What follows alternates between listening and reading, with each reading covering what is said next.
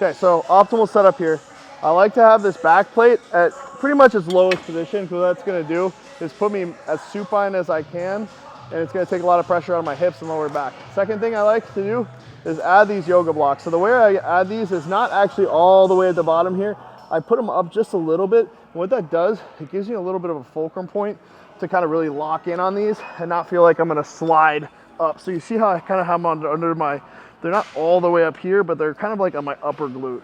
So I'm still gonna sit all the way on the pad, and I'm just gonna roll over those. So I'm not all the way up here on top of them. I'm still on the seat, and these just kind of give me that extra little kind of fulcrum point to make sure I don't get slide up this bench while I'm obviously in this more supine torso angle. Next thing, I'm using my U-hooks on these because it has an angled foot plate.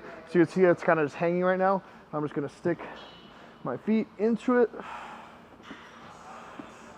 And then what I like to do on these is I like to be pretty narrow. If you want to get more adductors, you can go a little wider, but I want to be super quad focused. So I want my feet, my knees, and my hips all to be in a single line. So I'm going to go super narrow, and I really want to work my lateral head of my quad, my vastus lateralis. So I want to be here instead of out here. So once I get locked in, you'll see those U-hooks are starting to take over. So I'm going to safely unrack here.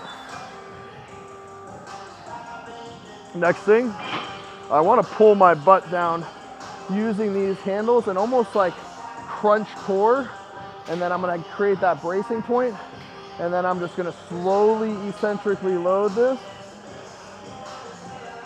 And you see, because I have the bench so far back, I can take all that pressure off of the lower back, and then also I can get really deep in this knee position without having to worry about my torso getting in the way or having to go super wide with my knees, in which case I'm gonna get way more adductor and glute. So you'll see here, brace, drive in,